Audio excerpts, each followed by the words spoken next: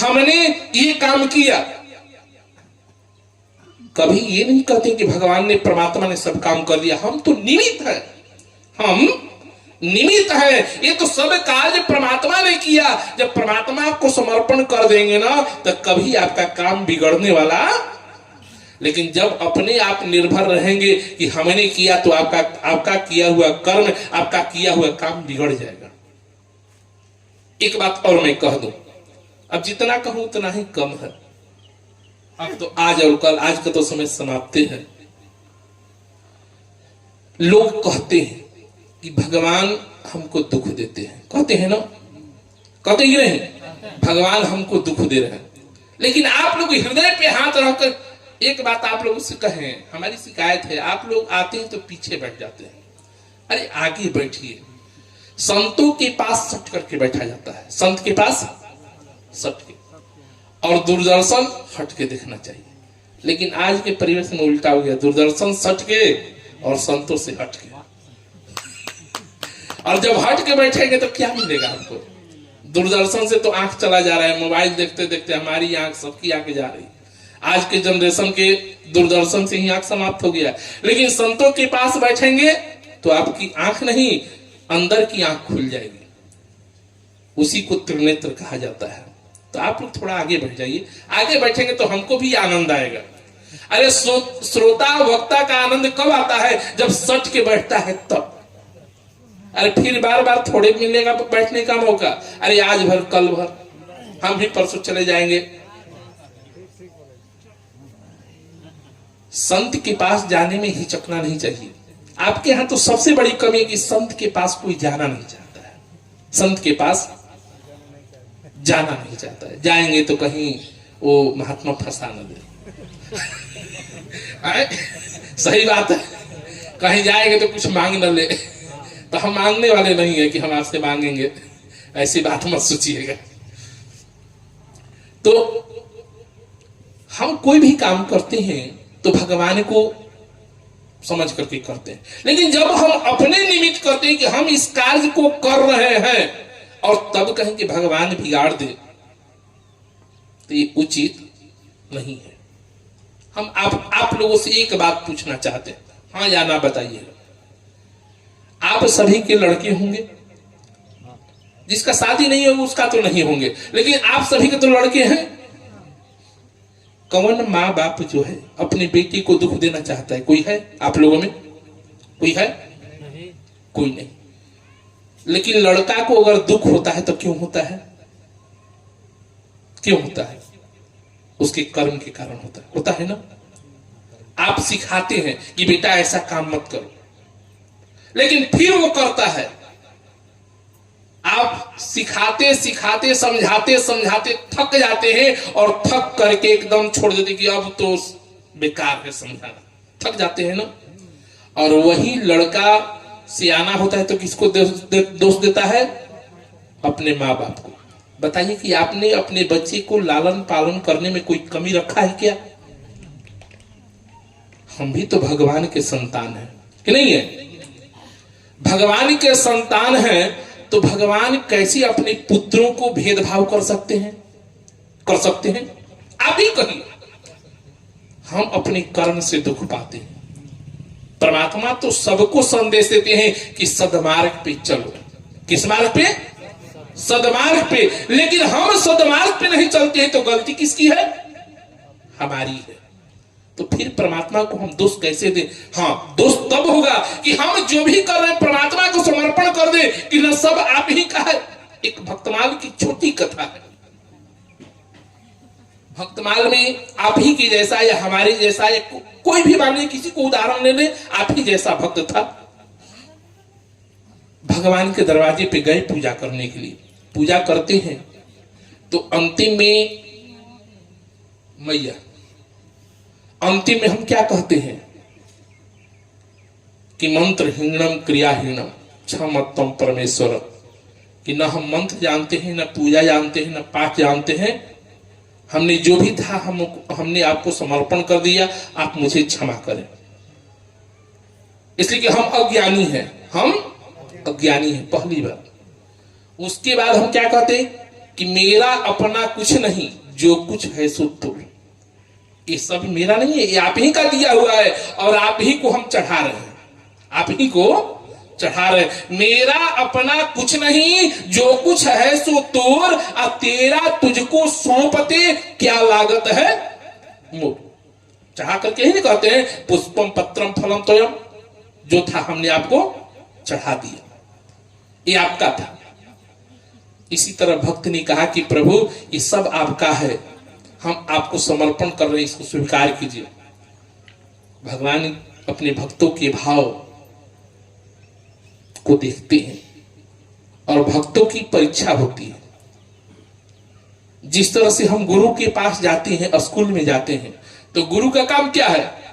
पहले शिक्षा देता है, तब जाके परीक्षा लेता है ना। बाद में गुरु बाद में परीक्षा लेता है, लेकिन वही वक्त जो है वो पहले परीक्षा लेती है और बाद में ज्ञान देती है।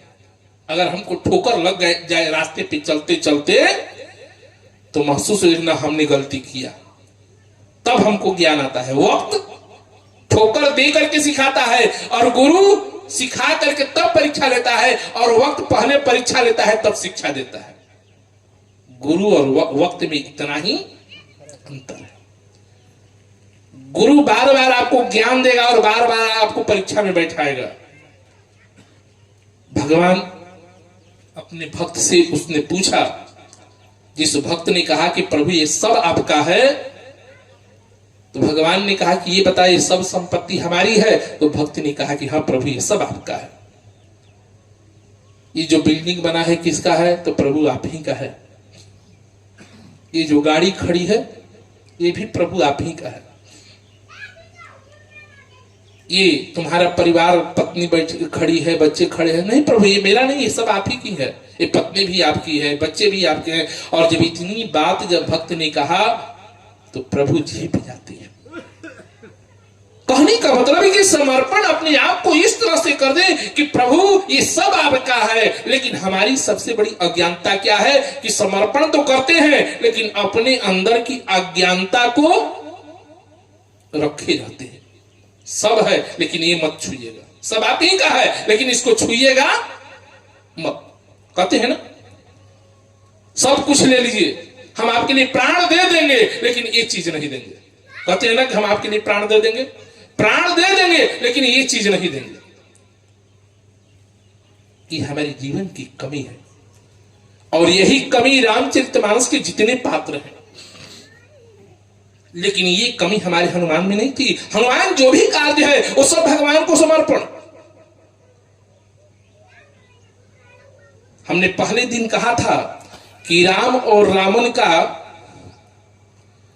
राम अयोध्या और लंका दोनों समझौता पे शासन चलता था। समझौता पे कि हमें आपसे तो मतलब नहीं, आपको हमसे मतलब नहीं। और इन्हीं की नहीं, रावण को कहा जाता है कि विश्व विजेता है रावण। लेकिन विचार कीजिए, विश्व विजेता था तो सहस्त्रार्जुन के विषय में आप जानते हैं, बाली को जानते हैं, सुग्रीव और बाली। बाली रावण को कई बार हरा चुका था। 6 महीने अपने कांख में रख करके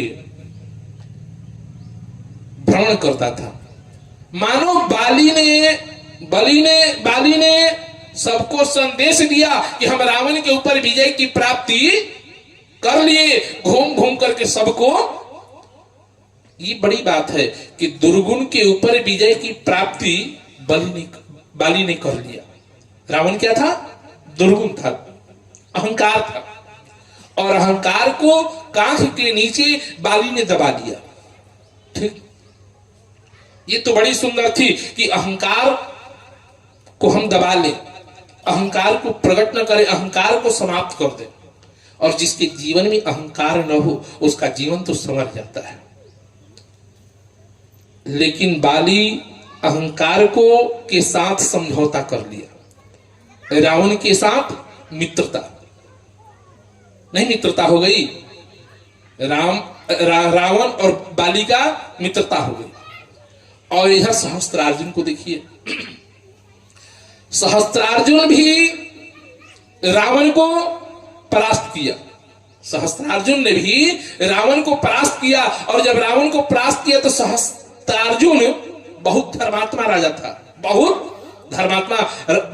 बाली भी धर्मात्मा था, पापात्मा नहीं, धर्मात्मा था। लेकिन जब सहस्त्रार्जुन ने रावण से समझौता किया ना,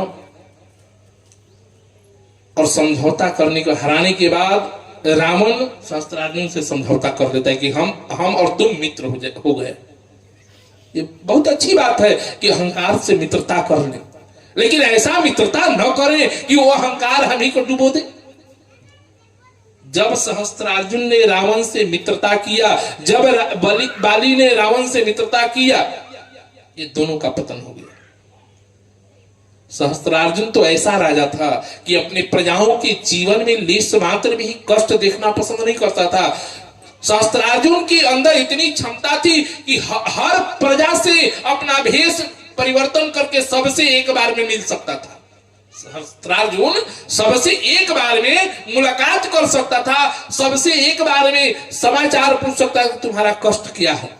प्रजा उससे बहुत संतुष्ट थे, बहुत संतुष्ट थे, इतना धर्मात्मा। लेकिन जब रावण से समझौता किया सहस्त्रार्जुन, तो संगति का भी प्रभाव व्यक्ति के जीवन में पड़ता है, संगत का प्रभाव पड़ जाता है। अब कितना हम उदाहरण निकाले, हम तो उदाहरण निकालते निकालते थक जाएंगे। अब यहां पे उदाहरण अब निकालना पड़ रहा है। सहस्त्रार्जुन रावण से संगति किया, संगत का भी फल पड़ता है, जिसका उदाहरण अब भागवत में आइए। जब भीष्म पितामह को आप लोग जानते होंगे, पांचों पांडव हस्तिनापुर के राजा बन गए दुर्योधन को मार करके। कृष्ण भगवान छोटे थे, कृष्ण भगवान शिक्षा दिए, लेकिन धर्मराज युधिष्ठिर के ऊपर प्रभाव, कारण कि छोटा कितना भी ज्ञानी हो और छोटा किसी बड़े को उपदेश दे तो उस उपदेश को बड़ा व्यक्ति नजरअंदाज करते कि अरे ये लड़का है, नहीं कहते कि बच्चा है, उसकी बात को हम कदर नहीं करते। लेकिन वही बड़ा व्यक्ति अगर कुछ संदेश दे तो उसको बड़े ध्यान से हम सुनते हैं, बड़े ध्यान से सुनते हैं। भीष्म पितामह के पास पांचों पांडवों को ले गए। कौन? श्री कृष्ण भगवान। श्री कृष्ण भगवान ने कहा कि धर्मराज युधिष्ठिर आप हस्तिनापुर के राजा बन गए, और इधर भीष्म पितामह का चलने की भी तैयारी थी, सूर्य उत्तरायण हो गया था। भीष्म पितामह के पास पांचों पांडवों को लेकर के चलते हैं, साथ में द्रौपदी भी जाती है, और जाकर के भगवान श्री कृष्ण ने और पांचों पांडव जाकर के भीष्म पितामह के चरणों में बंधन किए, और भीष्म पितामह भगवान श्री कृष्ण के चरणों में बंधन किए। भगवान श्री कृष्ण को भीष्म पितामह भगवान मानते थे, अपना इष्ट मानते थे। कृष्ण भगवान ने भीष्म पितामह से कहा कि पितामह, आपके पौत्र परपौत्र आप आज हस्तिनापुर के राजा बन गए हैं, और इन्हें राजनीति कूटनीति अपने जीवन के जितने भी अनुभव है आप इनको समझाइए, सिखाइए। भीष्म पितामह ने कहा कि कन्हैया, ये शिक्षा तो तुम भी दे सकते थे, लेकिन तुम मेरी वाणी को धन्य करने के लिए तुम चाहते हो कि मेरे मुख से इन सभी को शिक्षा मिले, तो अगर आपकी आदेश है तो जरूर मैं सुनाऊंगा, मैं शिक्षा दूंगा। भीष्म पितामह ने पांचों पांडवों को शिक्षा देना प्रारंभ किया। जब शिक्षा, राजनीति, कूटनीति, धर्म नीति सब शिक्षा दे दिया, और अंतिम में संदेश जब भीष्म पितामह ने कहा कि युधिष्ठिर, अपने जीवन की सबसे बड़ा एक बात याद रखना, अगर तुम्हारे शरण में कोई आ जाए, तुम्हारे शरण में कोई आ जाए तो उसका आदर करना, सम्मान करना, उसकी रक्षा करना, ये राजा का परम कर्तव्य होता है, वीर का परम कर्तव्य होता है। अगर इससे चूक गए तो अपने धर्म से चूक गए। और वहीं पे द्रौपदी खड़ी थी। जब ये बात, ये शिक्षा जब देने लगे तो द्रौपदी को हंसी आ गई, द्रौपदी को हंसी आ गई। द्रौपदी की हंसी को देख करके भीष्म पितामह ने द्रौपदी से पूछा कि बेटी तू हंसी क्यों, तुम हंसी क्यों? द्रौपदी ने कही कि पितामह अकारण मुझे हंसी आ गई, अकारण। भीष्म पितामह ने कहा कि बेटी अकारण किसी को हंसी नहीं आती है, हंसी कोई अकारण आएगा, कोई ना कोई कारण होगा तभी हंसी आएगा।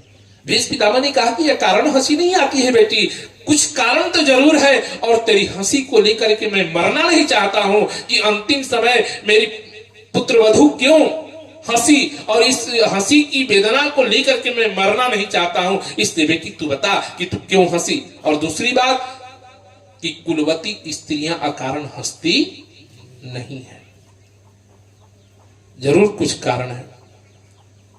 द्रौपदी ने कही कि पितामह हंसी इसलिए आ गई कि आपने जब शिक्षा दिया कि जब कोई तुम्हारे शरण में आ जाए तो उसका रक्षा करना, हमको वो दिन याद है कि जब दुशासन मेरा वस्त्र हरण कर रहा था तो पहले अपने जीवन की रक्षा की गुहार आपसे मैंने लगाई थी। वहां कृपाचार्य, द्रोणाचार्य सब लोग बैठे थे, लेकिन किसी ने मेरी रक्षा की गुहार सुनी नहीं। भीष्म पितामह ने कहा कि बेटी बस कर, बस कर। भीष्म पितामह ने कहा कि बेटी उसमें मेरी कोई गलती नहीं थी। भला विचार कीजिए कि भीष्म पितामह जैसे व्यक्ति कहे कि अब हमारी कोई गलती नहीं है, तो भाई गलती किसकी थी? भीष्म पितामह अपने मुख से कहते हैं, अपने मुख से कहते हैं बेटी हमने दुर्योधन का अन्न खाया था। किसका अन्न खाया था? दुर्योधन का। और दुर्योधन का अन्न कैसा था? तो दुराचारी का था, पापी का था। और पापी का अन्न खाने के बाद, दुराचारी का अन्न खाने के बाद बुद्धि भ्रष्ट हो जाती है। क्या हो जाती है? ऐसे भी आप लोग भी कहते हैं कि जैसा खाओगे अन्न वैसा होगा मन, कहते हैं ना। अन्न का प्रभाव हमारे जीवन पे पड़ता है। अगर विचार करना है तो कहिए, उदाहरण भी दे दे। आपके घर में कोई व्रत त्योहार होता है? कौन सा त्योहार होता है? बहुत पवित्र, कोई पवित्र त्योहार होता है? होता है ना। उस दिन घर में शुद्ध भोजन बनता है कि नहीं? बनता है। स्नान ध्यान करके आप लोग बनाती होंगी। ये अब आपके लिए बात है, अब इनके लिए नहीं है। स्नान ध्यान करके आप लोग भोजन बनाती हैं, अब बड़ी शुद्धता से बनाती हैं। उस दिन जो व्यक्ति भोजन करता है उस दिन विचार कैसा रहता है, मन कैसा रहता है? बहुत शांति रहता है। और जिस दिन जैसे तैसे खाते हैं, अगर घर में पति पत्नी का लड़ाई हो जाए, पति पत्नी का विवाद होता है, लड़ाई झगड़ा हो जाए, और उस दिन पत्नी भोजन बनाए जो झगड़ा करके, और जो व्यक्ति खाएगा सबके मन में विकृति आती है कि नहीं आती है? इसलिए भोजन भी बनाना है तो एकदम शांति से। हमारा मानसिक प्रभाव उस अन्न के ऊपर पड़ता है, और जो व्यक्ति खाता है ना वैसा ही उसका मन हो जाता है। भीष्म पितामह ने यही कहा कि बेटी हमने दुर्योधन का अन्न खाया है, और दुर्योधन का अन्न खाने के पश्चात हमारी बुद्धि भ्रष्ट हो गई थी, हमारी मति में विकृति आ गई थी, जिससे के कारण मैं तेरी रक्षा नहीं कर पाया। उसमें मेरा कोई दोष, वो अन्न का दोष था, और उस अन्न का रक्त बना, और आज मेरा रक्त जो है 54 दिन बाण की सैया पे पड़े पड़े दुर्योधन का खाया हुआ अन्न का रक्त बह करके निकल चुका है। आज मेरे शरीर में शुद्ध रक्त है, इसलिए मेरी बुद्धि में विकृति नहीं है। कहने का मतलब, कहने का अभिप्राय कि अन्न का भी प्रभाव पड़ता है, संगत का भी प्रभाव पड़ता है। यही बात सहस्त्रार्जुन और बाली के जीवन में हुआ। रावण से दोस्ती किया, सहस्त्रार्जुन भी धर्मात्मा, हमने बताया, लेकिन जब से दोस्ती किया और दोस्ती करने के बाद सहस्त्रार्जुन जमदग्नि जी के आश्रम पे जब गया और कामधेनु से उन्होंने स्वागत किया तो उसके मन में विकृति आ गई, और विकृति आया तो संत से विरोध कर बैठा। आज तक सहस्त्रार्जुन के जीवन में विकृति नहीं थी, जब रावण से संगति किया तब सहस्त्रार्जुन के जीवन में विकृति आ गई, और विकृति आने के पश्चात जमदग्नि जी के साथ बुरा बर्ताव किया, जिसके कारण परशुराम जी ने मार दिया। दुष्टों के संगति का प्रभाव मिला। बाली, अब रही बाली की बात। बाली बहुत ही नेक दिल था, बहुत ही धर्मात्मा था, दुराचारी नहीं था।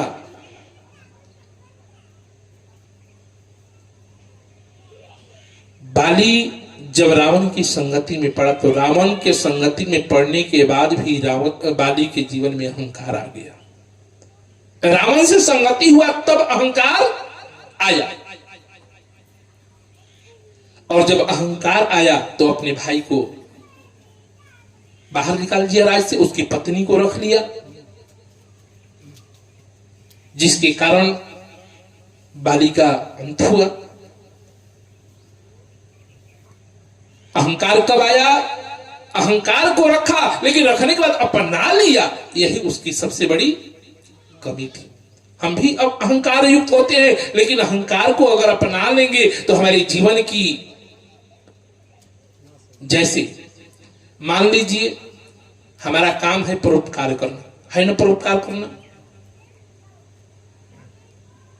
परोपकार तो करते हैं, लेकिन परोपकार करने के बाद, जैसे एक उदाहरण मैं दे रहा हूं, गंगा का काम है सबको कल्याण करना, गंगा की पानी से हमको तारना, लेकिन वही समुद्र का पानी क्या है? खरा है। समुद्र का पानी, गंगा हिमालय के चोटी से चल करके, जमुना चल करके, सरस्वती चल करके, जितनी भी देश की हमारी नदियां हैं, सब एक दूसरे में मिलते हुए, समाहित होते हुए कहां चली जाती है? समुद्र में। किसी ने उन लोगों से पूछा